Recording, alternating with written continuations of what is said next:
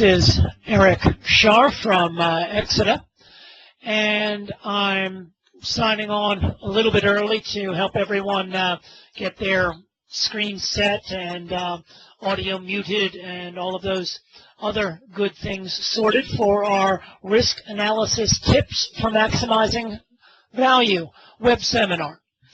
So at the moment, from a housekeeping perspective, we found that setting your screens on a fit-to-page type format tends to work better than full screen. It avoids things being cut off.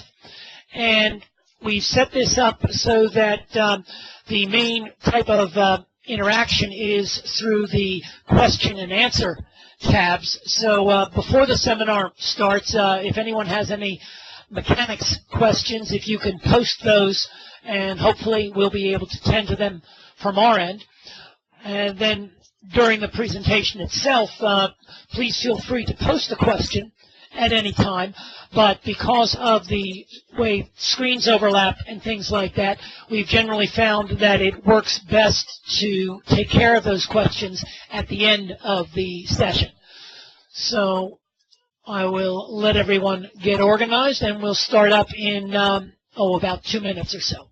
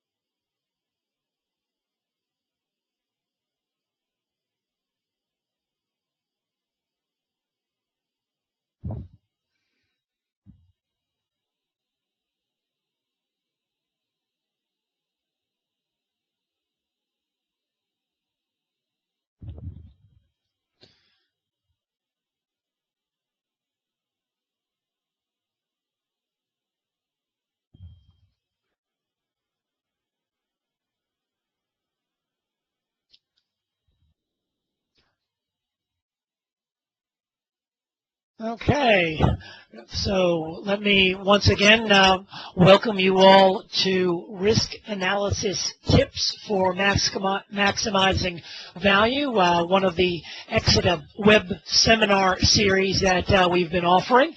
And from the look on the list, I think I'll need to say good morning, good afternoon, and good evening, because we've got a wide variety of time zones represented. As I mentioned in setup, we found it generally works best to set your screens on fit-to-page.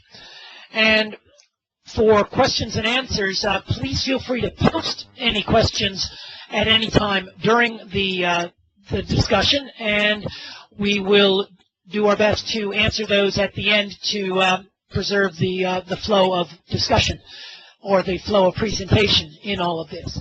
So without any further ado, I will get into our session here. So again, let me get here. Okay, so our marketing slide, Exeter works in a wide variety of areas of process automation, machine automation, automotive and nuclear systems. And I am Eric Scharpf, one of the original Exeter partners, and my area of focus is in risk analysis and functional safety assessment. So today's risk analysis seminar is really at the heart of the work that I do on a day-to-day basis with Exeter. And my projects are both in the machine and process safety areas, so please feel free to ask questions over whatever application you may have. And I've also written a couple of books on the topic, which you may find interesting or useful as well in all of this. So our focus today is really to just go through a number of tips, 10 in total, to identify really one, common mistakes that happen in risk analysis, and more importantly, how to avoid those mistakes. Second, we'll work on potential improvements that we can make to our risk analysis. And then also we'll work on identifying design improvements as a result of, hopefully, the understanding that we gain from our risk analysis. So the first tip that I want to talk about really is getting the context right. What kind of risk are you looking at? If you're, as the Dilbert comic says, worried about a half a glass of water, obviously it's not worth analyzing the heck out of the risk for that situation. Whereas if you're looking at a rather catastrophic explosion, obviously a much greater emphasis on risk analysis fits the requirements. So making sure that we balance the amount of effort that we put into our risk analysis against the risks that we're actually dealing with. Now, on the bright side, we're not the first by any stretch to look at risk analysis, and the Safety Lifecycle, which has been put forward by a whole host of different organizations over the last, probably 15 years or so. And we'll be talking from the 61511 version of the Safety Lifecycle today. And that analysis starts our efforts in these areas. The first thing that we want to do in any project is look at the situation. Obviously, on a safety perspective, looking at the risk associated with that potential project, both during its execution and during the use of the equipment that comes out of that project. Now, the safety life cycle works mostly on managing the risk of the process or the equipment in its regular use. So we are going to put construction site management and other things outside the scope of today's presentation, but they can be important as well, and there are other various tools in existence to manage those, and there may be some overlap with some of the techniques that we'll be talking about today. And the key focus of hazards and risk analysis. The standards say basically identify the hazards, estimate their risk, and decide what to do about it. If the risk is tolerable, we may accept that risk as is. If it's not tolerable, we obviously need to do something to reduce that risk down to a level that we can live with. Now, unfortunately, the standards and other requirements only indicate that the analysis must be done. And unfortunately, there are quite a number of companies who stop at the analysis. They just hit the box. We've done this. The real goal in all of this is to do the analysis and generate an actual level of understanding about the risk involved, the equipment that we're going to be working with, or the process that we're going to put into operation. And then from that understanding, identify potential improvements that we can make either to the process itself or the machine itself, or the risk associated with operating or using that equipment or process.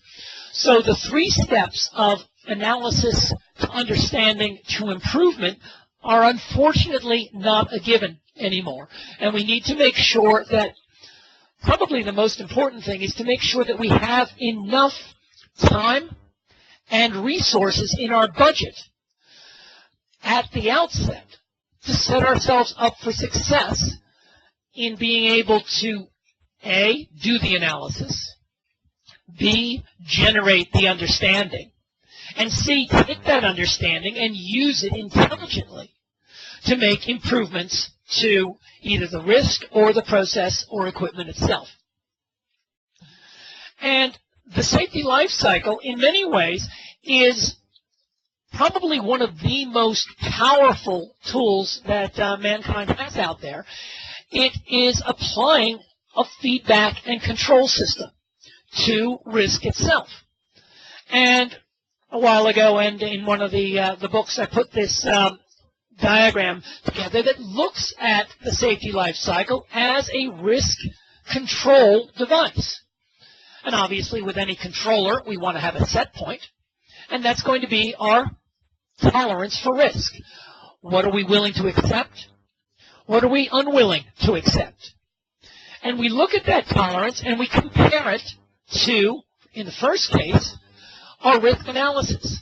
We analyze what we're going to do, and we come up with an estimate of how much risk that is going to involve. And we compare the risk we expect from our analysis to that target, and if there are any gaps, we develop a safety requirement specification for any safety systems, other means of risk reduction, etc., to manage that risk down. Then we go off and design and build whatever equipment is needed to meet those specifications. We test it or validate it in safety language against the specification. And then we turn it on, we run it, and we observe it.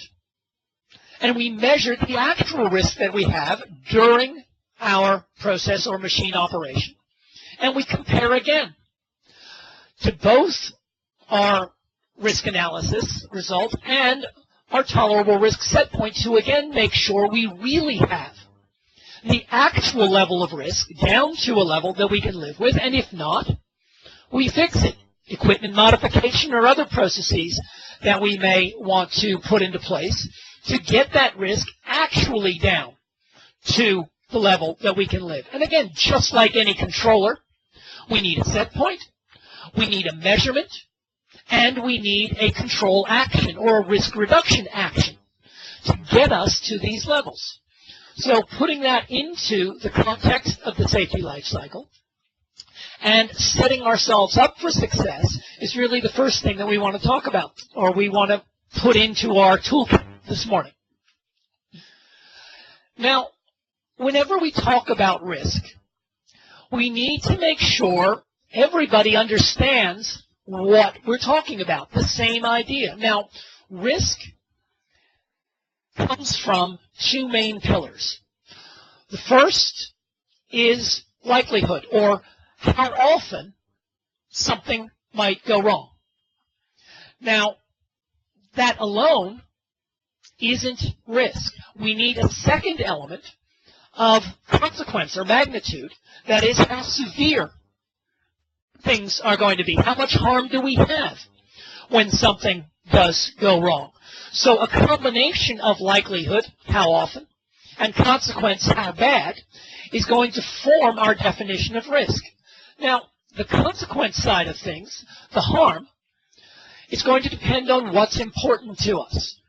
Now, obviously, personnel, injuries, and fatalities are going to be on our harm list.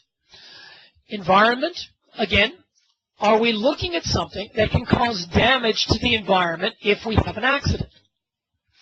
Those are going to be the required parts of the standards, at least, in managing risk. Now, beyond that, most companies exist because they earn enough money to keep their shareholders happy and keep the equipment owners happy and to provide employment for everybody that's there. And that requires some financial risk management as well. Now, the exact form of financial risk, whether it's direct damage, equipment downtime, liability, corporate image, market share, legal problems, all sorts of other things, those are optional according to the standards, but in any individual company's situation, they may be very much a requirement as well in all of this. So getting a clear agreement on what forms of harm matter so that we can define risk properly is going to be our next important tip to keep in mind. And that definition of what is risk leads right into the following decision of, all right, fine, there's risk. How much risk can we tolerate? And this tolerance for risk is an idea or a philosophy of a company that we need to turn into a set of equipment specifications and design. So as a result, we're going to need to have some level of rigor and flexibility balanced depending on the way our company operates.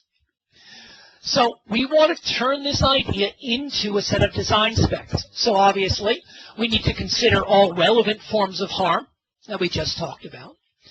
And again, from the perspective of the company, that company philosophy needs to fit in. That risk tolerance needs to match both company culture and society practice. Now, if I'm looking at a company where somebody gets called in as a new managing director who suddenly decides, I'm going to change the risk tolerance at this company, they're going to have problems. There's going to be a fight.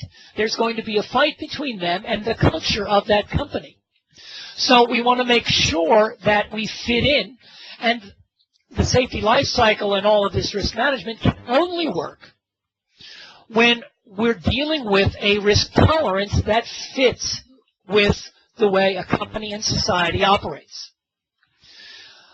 Now, on the more engineering side, we need to put this risk tolerance in a form that allows us to turn our idea into a set of specifications and designs. And unfortunately, if we're only beginning to look at this at the point where we start the project, we're going to be in trouble because a lot of these decisions require a significant amount of management input and review, and that's not going to happen terribly quickly. We go back to the idea of society and what generally exists in society, so companies will have to fit in with this to a certain degree, is that there is a balance of risk versus reward. That middle ground of ALARP, or managing our risk to a level as low as reasonably practical or tolerable region, is where we look at, all right, how much risk do I have versus what kind of benefits am I going to get by taking on this risk? And most companies find themselves working in this middle ground. However, just as important, and we see this in a lot of our projects, we'll identify a number of risks that are way up in the intolerable region, completely over the top, and are unable to be, or we can't take those on, we can't even build the plant unless we reduce that risk down to a level that's reasonably practical. Now, on the other side of things, we also sometimes see that we have risks in the broadly acceptable region. And sometimes this is where perception and reality can diverge a little bit. Sometimes we'll see companies that are managing risk at overkill levels. I sometimes refer to this as hard hats in the conference room, where, yes, the ceiling may fall in the conference room, but the cost, hassle, and implications of wearing hard hats all the time tends to divert attention away from the risks that really matter. And unfortunately, that tends to give safety a bad name and ends up overall reducing the effectiveness of any program and increasing, actually, the risk that we have by diverting efforts away from the areas that really need it. So again, looking at how risk is understood is another critical tip to make sure that we can manage that risk intelligently in our risk analysis. Now, getting down to the numbers, And unfortunately, this tolerable risk guideline is one of the first areas, and actually one of the biggest areas, where we can screw up a lot.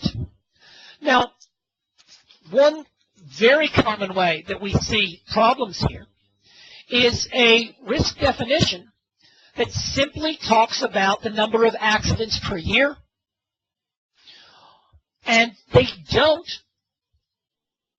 specify whether that's for an individual hazard, for an individual person that may be exposed to 5 or 10 hazards, or for an entire facility which may have 100 hazards present.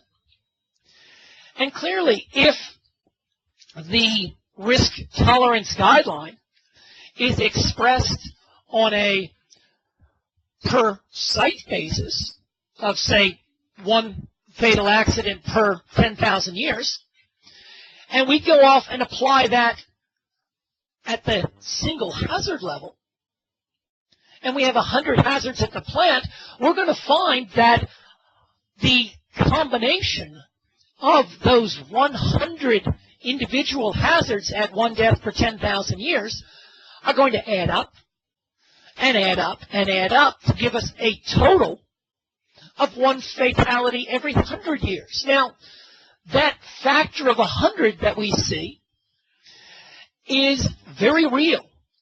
And unfortunately, it's not obvious unless you look at it.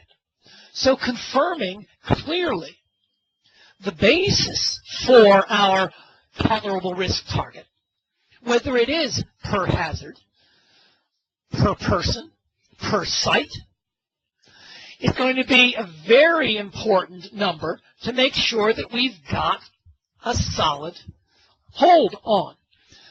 Because when we get into specifications, we're going to specify our safety equipment and its risk reduction factor or probability of failure on demand. We're going to specify that per hazard. So that design element needs to be scaled properly against our risk tolerance target to make sure that we get the number right. Because unfortunately, as we find again and again in risk analysis, since we're dealing with relatively rare events, it's not terribly obvious whether or not you've got a factor of 100 error in something, whether it's a once in 10-year event or a once in 1,000-year event. That's not going to show up, well, in one case, at least for 10 years.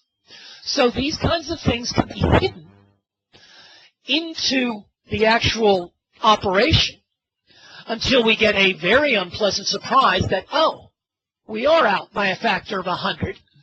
So-and-so just got killed.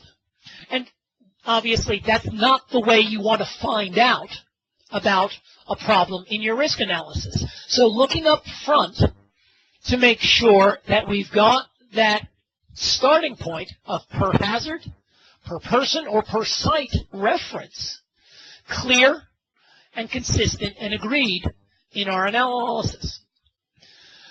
Our next tip is really making sure that we look at all of the elements of how a hazard, the potential source of harm, can lead us to a potential accident. Now, a hazard analysis, identifying a hazard, commonly done in HAZOP procedures, is really just the first step of identifying, hey, I'm playing with something dangerous. Something might go wrong. So that potential is what we're looking at when we define whether or not we have a hazard.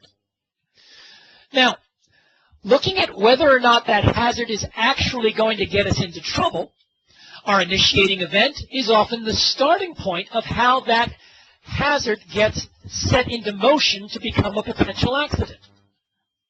This initiating event in a sequence, for instance, a failure of an operating piece of equipment, which might stop flow in a process line. And then from that initiating event, we look at intermediate or escalation events to see how that initial problem might escalate or expand. Other failures might happen as well. that might lead us more and more toward a final potential accident. Now, other escalation terms or other terms that take us from potential to reality. Sometimes you'll see a point called an incident where we lose control of either a moving piece of equipment, uncontrolled motion, or we lose containment of a process fluid. And then we look at the individual effects of different forms that release or loss of control can take. My car crashes into a snowbank, which is actually quite a real issue in North America right now. Or my car just rolls to a quiet stop, or it crashes into oncoming traffic. Obviously, each of those different loss of control scenarios is going to lead to a different outcome.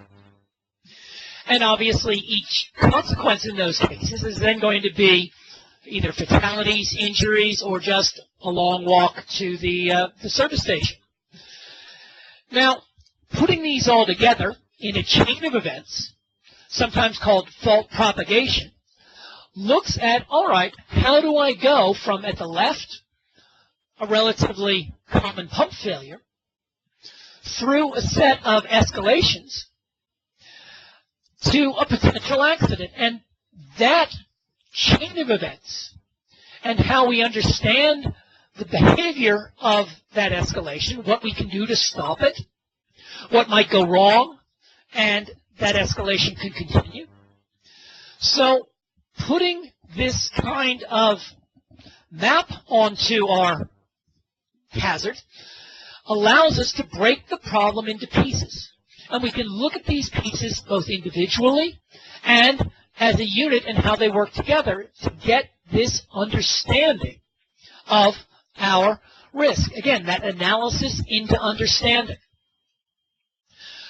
Now, our next tip actually follows right on from this idea of looking at the entire escalation path of our hazard to a potential accident. This layer of protection analysis method is really a just very useful technique to sequentially look at each individual escalation element of our path to the accident. And it can be used with numbers in quantitative form, or it can be used semi-quantitatively, kind of counting the layers, so forth. I'm not going to go into this today. We've only got an hour, so I'll just reference you to either the Exodus textbooks on this or the CCPS. There's a ton of stuff out there on LOPA. But again, in all of these cases, we need to start from an identified hazard and to look through the individual escalation steps or protection layer failures that can lead us to our potential accident.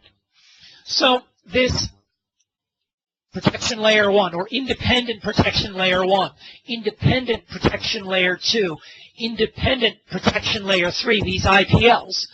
The more IPLs we have and the more effective these IPLs are, the lower risk we're going to end up with in all of these things. And obviously, layer of protection analysis gives us an opportunity to understand how these protection layers work with each other and how effective each of them are in managing that overall risk that we're working with. And at the core level, each individual LOPA scenario connects a single cause and a single consequence. Obviously, we can combine these things. We can look at fault trees or other added elements of complexity in all of this to build up our LOPA analysis to handle more and more individual cases. But still, at the base of all of this, we want to look at the escalation. How does our accident get from a small problem into a large problem? And I often like to look at this as kind of an expanding circle model or a increasing layer model, where we start with our basic process control our first line of defense, and failures in that are often an initiating event. We then look at our operators, our safety instrumented system, our mechanical relief devices, and at that point we tend to lose our containment or our incident. And we also move from the situation where our protection layers prevent the accident to a point instead where our protection layers actually don't eliminate the accident. They instead mitigate it or reduce it. Now the classic, again going back to cars, would be an airbag. An airbag only deploys when you're crashing. So you've already got a pretty severe accident at that point in time. So it's only going to reduce the consequence, hopefully in a very meaningful way. It's going to save the driver's life. But it's not going to save the car from being a total write-off. So again, looking at those layers and how they escalate is another part of making sure that we've got our layer of protection analysis understood. Now, each individual protection layer, and unfortunately it's rather surprising that we still need to say this, but we do because, again, going back to the problem of just ticking the boxes, a lot of times people just blindly go through these analyses with the goal of finishing the analysis instead of the goal of actually understanding the situation. So the first requirement of a protection layer, sadly enough, is it's got to work. It actually has to be able to stop the escalation, stop the accident, or significantly reduce the amount of harm of the specific accident in the specific situation we're looking at. Now, the second element, independence. This is another minefield. We'll talk about this actually later as one of our tips, so I'll leave that for the moment. Making sure each protection layer is independent of each other protection layer. Dependable. We want low failure probability, so that's hopefully pretty straightforward. And then the last one, and again, this goes back to our feedback and control model. Auditable, traceable, measurable. We want to be able to know during operation whether our protection layer is working or not. So we have that fourth requirement.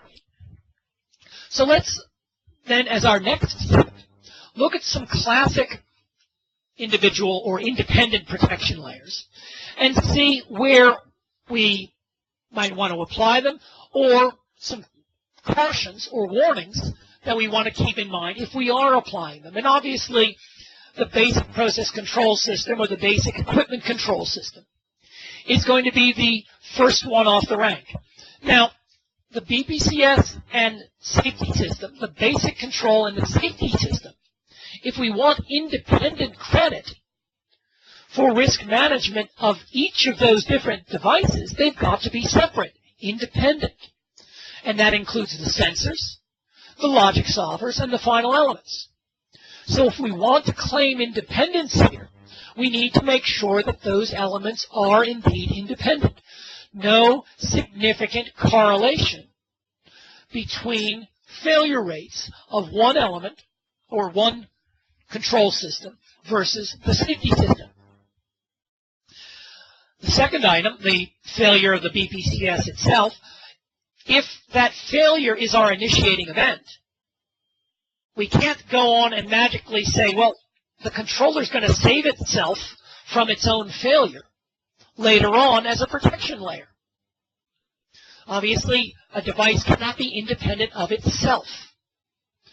Now, there is a lot of debate about whether control loop 1 in a basic control system can act as a protection layer for a failure in control loop 17. Again, that's a little beyond what we're going to talk about today, but I do want to raise that point to mention that, yes, there's gray areas in all of this. And in your own work, look at the exact situation that you're dealing with to make sure that you don't have credit for independence where you don't deserve credit for independence. Excuse me. Now, the basic process control system also, again going back to our first requirement, it's got to work. That if we're treating it as an entire layer of protection, it needs to detect a problem with the sensors. It needs to decide what to do about it with a logic solver, and it needs to act to give a safe state in a similar way to our safety instrumented system. So again, that requirement that our basic process control system as a protection layer has to work. And then finally, unless that basic process control is still capable, our failure probability or probability of failure on demand has to be 10% or greater. Otherwise, we need to meet the requirements of SIL. Now, another common layer, operator response as a protection layer. Here's another place we need to be careful. We need to make sure that the operator's there, they have the right information, they have the time to act on that information, and finally they have the knowledge to act properly with that information. And at a first level, we generally have three categories of performance. If everything is in good shape, you've got good alarm management, you've got trained operators, they've got time, they're there, and they've got capabilities, they might be able to prevent an accident 9 out of 10 times with a 10% failure probability. If most of these things are sorted, if most of these are in pretty good shape, but not quite to the level of 9 out of 10, we may be able to get 2 out of 3 credit. That is a 30% failure probability. And then finally, unfortunately, in a lot of situations, we may find that the operators actually do not have these tools at their disposal, and they are practically unable to improve the situation or to stop an accident from happening. Now, the best source of information on this is going to be the operators themselves. They're the ones who know how the plant really runs. They're the ones who know what really goes on. And also, they're the ones who are actually the individual people at risk in these situations. So they've got both the knowledge and the individual responsibility for their own lives and the lives of their friends. So they are absolutely going to be the best port of call for getting information about operator effectiveness. At some, or in some situations, you may be able to do what I call get heroic results, failure probabilities of less than 10%. Again, a little bit outside the scope of today, but it is possible under certain situations where you've really gone that extra level to get a very high level of performance. Our next protection layer, mechanical relief devices, relief valves, PSVs, rupture discs, fusible plugs, and so forth. They're usually required by other standards, so we want to take credit for them. However, we need to be careful. We may have a probability or a failure rate for this device in service, but that's only part of the picture. Since these devices tend to have failure rates on the order of once every 100 years or so, their failure rate per year is on, or failure probability per year is on the order of 1%. However, there is also about a 1% probability that they might be installed improperly or incorrectly. We need to include that installation failure as a possible cause, and therefore as part of our overall probability of failure on demand or risk reduction factor. So instead of getting a factor of 100 risk reduction with these, real data shows we typically get something on the order of risk reduction factor in the neighborhood of 50 to 70. So we need to be careful there as well. As we get closer and closer to the potential accident, we get to another interesting situation with mitigation layers. That is, even when the protection layer works, we still have a consequence.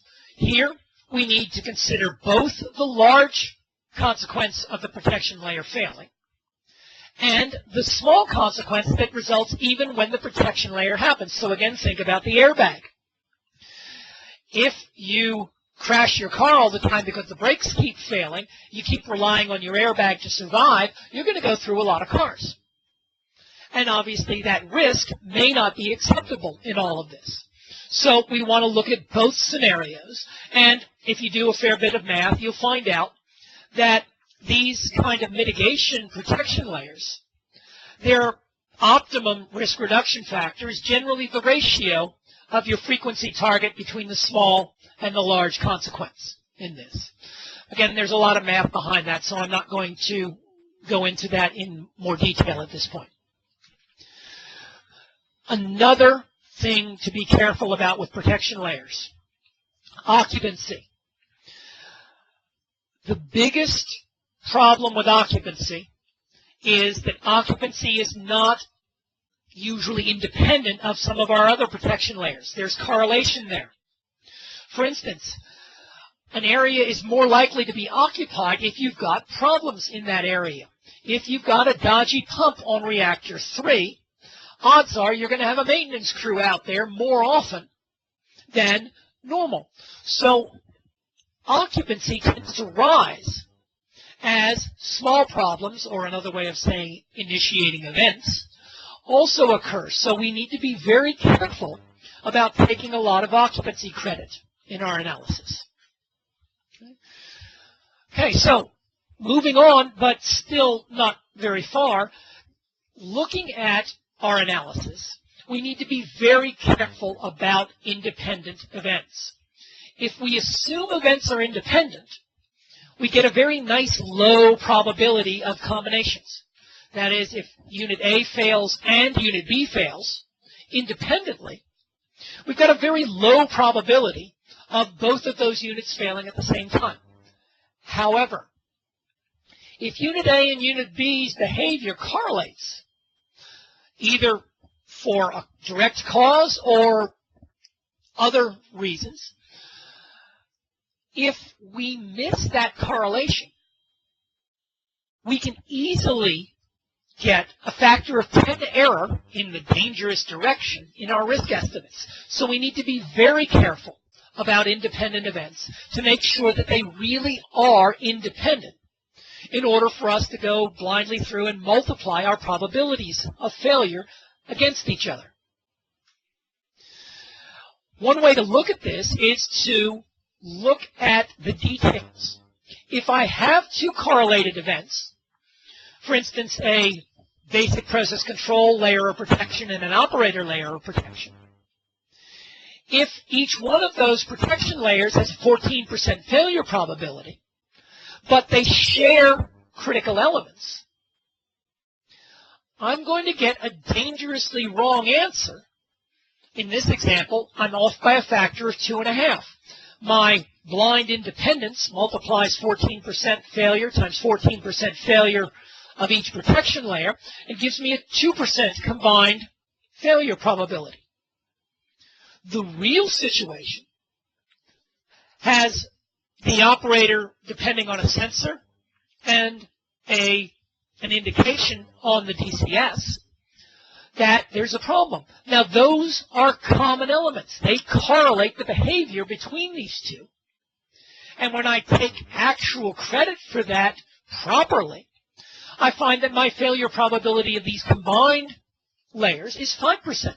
And I'm out by a factor of 2.5 unless I properly consider that independence.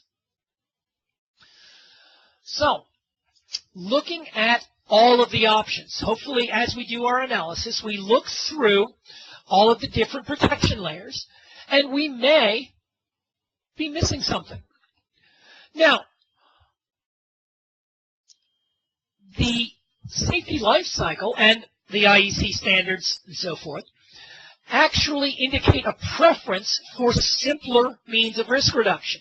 Safety instrumented functions and safety instrumented systems are complicated, challenging, and expensive. So that's not going to be our first goal in managing risk. We don't want to just throw in a bunch of SIL3 functions. We're going to run out of money very quickly, and it's going to be very hard to achieve SIL3. So we want to make sure that we look at all of the tools at our disposal, relief devices, alarms, design, etc., in this, to come up with the best combination of tools to manage our risk. Reducing the amount of material that we have, or the size of moving equipment. Inherent risk, very valuable as a method of reducing risk. Geographic risk, getting the people out of the danger zone. You can't kill someone if they're not there. It is a very powerful argument, and yes, I know it goes back to our occupancy question from earlier, but still overall, it is an overall tool that we can use to manage our risk, separate from a safety instrumented function. We talked about relief devices. Again, this array of tools at our disposal to get us down from the red zone into maybe an ALARP or manageable zone, or potentially, if we do need a safety instrumented system, down into the completely acceptable risk region. Now, obviously, that's going to depend on our individual requirements, but the point here is to make sure we use all of the tools at our disposal as intelligently as possible to manage the risk down to a level that we can live with. Now, changing gears a little bit, most of the time when we're doing numerical analysis, when we're playing with the numbers, we're working with random failures and statistics. Dangerous failure rates, random failures, are typically what we use when we do most of those numerical analysis. And unfortunately, that's only part of the picture. Systematic failures. They put the wrong valve in. They didn't tighten the brakes properly. All of these elements are just as dangerous. In fact, unfortunately, in many cases, they're more dangerous because they're harder to understand and harder to control and harder to manage. So we need to pay very close attention to these systematic failures. The car crashed because the mechanic didn't tighten the brake system and the brake fluid leaked out as a cause of an accident. Is a systematic cause that we need to manage, unfortunately, with procedures, with cross-checks, with independent design and review and so forth. And these people, procedures, and paperwork, these safety life cycle tools, are really where the challenges lie. Now, on the bright side, the same independence that gets us good results with our equipment, that independence or diversity applies to the engineering process just as effectively. And if we have a good, diverse, reviewed, and cross-checked engineering process, our systematic errors hopefully will rarely come up in the first place. And then even if they do, we'll easily identify them and catch them at the design phase or at the testing phase so that we can promptly correct those before our plant gets out into operation. So this independent assessment in the safety life cycle, it's called a functional safety assessment. It's a independent cross-check. So yes, hopefully, if you're not smart, you do hire smart people to work with you, but if you are smart, hire other smart people who are not afraid to disagree with you. That challenge, that debate, that argument sometimes at the design phase is a much, much better place to have an argument than it is in a courtroom in an inquest after an accident has occurred. So arguments up front stress test your ideas, your methods, and your procedures, so hopefully you can catch those systematic errors early. And that's what independent assessment is all about in these situations, giving you that power of diversity and independence in your engineering process, not just in your equipment itself.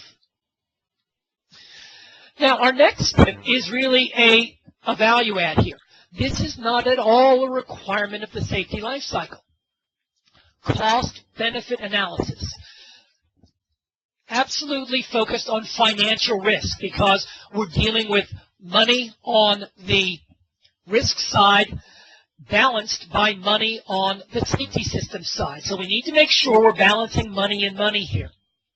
So we're balancing the cost of the dollar value of the risk with the safety system relative to more or less risk reduction.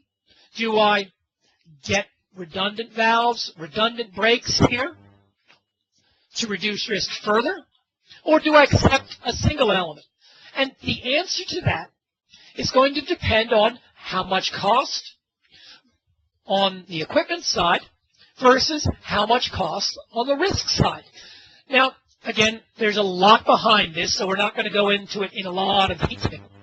But generally speaking, safety instrumented functions cost anywhere from $5,000 to $100,000 a year.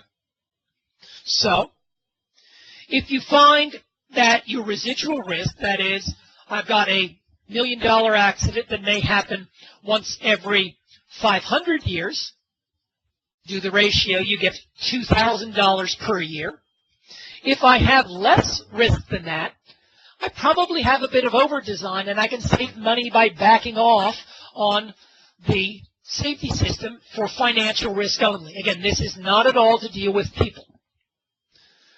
Similarly, on the other side, if I am looking at a $1 million accident every 5 years, I probably have too much risk on the money side, and I want to improve my safety system design. Again, these are very crude guidelines, and obviously in your own case you want to do the math and look at your exact situation. But they're really for illustration purposes to give you an idea of what we're talking about here. And in some of the Exodus software, we've got all sorts of nice little accounting toys that you can play with to manage all of that. And that brings us then to our final tip. Fine. We've done a detailed risk analysis. We understand a lot about our risk that we expect to have in this facility. And that's the key word, expect. At this point in time, we haven't built anything yet. We need to take this understanding that we've got and turn it into intelligent action. And the main place to do that is with the safety requirement specification. This is the set of requirements for our individual safety system. What each safety function has to do, how well it has to do it. Cause and effect diagrams, logic layouts, response time elements, trigger points, maintenance, detection, etc. All of these elements need to be specified. And unfortunately, this is an area where a lot of companies fall down. Because we've got typically one company preparing the specification, and then another company executing that specification. So we've got a lot of complexity and opportunities for problems here. So we need to be careful. This safety requirement specification needs to communicate very, very well. It needs to be clear to the people who are going to use it. It needs to be concise. You need to be able to find the information quickly and correctly. So that goes hand in hand with complete. All of the information needs to be there. Now, in practice, a lot of times, we find that the safety requirement specification needs to evolve. Sometimes there's an initial issue of a safety requirement specification before component selection and design that then guides that activity. And then once the basic elements of safety system design have been put together, the specification is revised at a design level to provide more information into the installation and commissioning activities. So again, we want a lot from this document. So input information on the process, the equipment, the hazard, how often we might expect it, target sills, other requirements, hazardous area requirements, etc. All of these feed into the safety requirements spec. And at the first level, as I said, these guide the design of the safety equipment and the testing of that equipment. But then they follow on and act as kind of the nameplate performance, if you will, requirements for that system in operation and maintenance. So that safety requirements spec document becomes important not just at design, but also into operations and maintenance. So we want to make sure that this document is solid and gives us all we need here. All right, so we covered a lot today. And for those of you that have taken courses from me, that shouldn't be a surprise. I try and cram too much stuff into too little time, and I accept that. On the bright side, at least with these web seminars, is they're recorded. So even if you have attended the seminar and you want to go back and review something else, you can log on to the Exeter website and you can see all of this stuff that we've covered in more detail again. So we talked about getting the context right, balancing the amount of effort against the size of the risks that we're dealing with, making sure we define things properly, that we look at the entire path of escalation, that we consider our protection layers properly, and we pay special attention to independence, and we make sure that we look at all the options, manage our risk of systematic failures as well as random failures, look at any opportunities we might have for some cost-benefit improvements, and then finally look at our overall safety requirements specification to make sure that the analysis and understanding that we've generated in this work gets passed on intelligently into the design and the operations phases. All right, so again, that's our talk. And I will open the floor to questions and answers, so I'll open up our question window. But also, I want to absolutely encourage you, if you have any question that comes to mind later, flip me an email, eScharpf@exeter.com. Check to make sure you get the spelling right. I will follow up as needed on all of these things. All right, I've got a question here that says, LOPA scenario, is it allowable to consider two safety functions with different sensors and different final elements, but in the same PLC as two different IPLs? Now, if that PLC is a SIL-rated PLC, it is designed to have sufficient segregation between channels, and you would look at, I have a general rule here, if I'm trying to combine a SIL-1 function and another SIL-1 function to get multiple credit, I would look to have the safety PLC be certified to at least SIL-2, at least the sum of those individual protection layers to deal with managing that common cause failure down to a level that's low enough so it doesn't matter. So I would only do that if I can make sure that the logic solver has a higher SIL capability than the individual functions combined. Got another question here. We've got a fair bit of text here. So we've got a safety function for a steam reformer. We've got a casing rupture as the risk. We've got a bunch of initiating events, high pressure in the casing, low pressure, pocket of inert gas, etc. The final element in this is feed and fuel gap unclosed.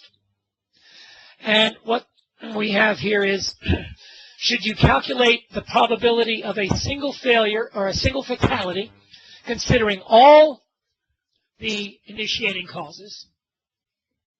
And this is, I can only answer this generally. I may need to answer this in a little bit more detail offline.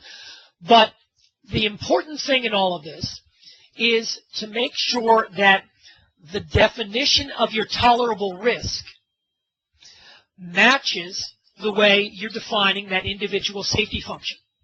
So if you have an array of different causes in this, you can account for it as one giant safety function overall and look at all of those individual causes and look at the combined risk target for that overall safety function.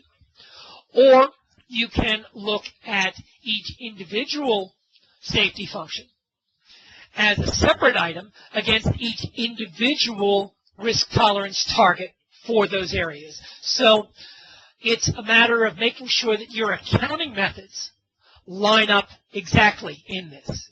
So it doesn't matter which way you do it, whether you count it as one giant SIF or a bunch of multiple ones, as long as your tolerable risk basis is consistent with the method that you're using. Okay? All right, we've got another question. Is it possible to translate sills to layer of protection credits? Now, it depends on what you're using the analysis to do. If you're using your layer of protection analysis to define the requirement for a safety instrumented function, then no. If you're using your layer of protection analysis to figure out your residual level of risk with the safety function, then yes, you're fine. So it's really a matter of, again, at the front, making sure that you've got your definitions matching with the activity that you're doing. Okay. All right, we've got another question. Have I seen a thermocouple being used as a sensor to a safety function?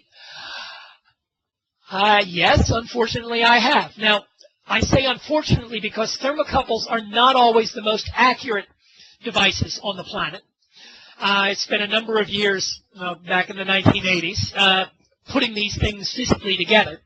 So they have their own reliability issues associated with them, and if you can manage your systematic failures well enough, preferably getting either proven in use thermocouples or still certified thermocouples, and you have enough margin of error to deal with the fact that thermocouples are only going to be accurate to several degrees C, you can use them in safety functions, but again, RTDs or other temperature measurement devices are probably going to be a little bit better for you, but there's nothing inherently wrong with using a thermocouple as long as you allow for the behavior of that thermocouple in your design. Okay, we're getting close on time, and I think I've answered all of the main questions in the queue. Give another few seconds to see if there's anyone who wants to beat the bell on this. But mainly, I want to thank you all for your attention and participation in this.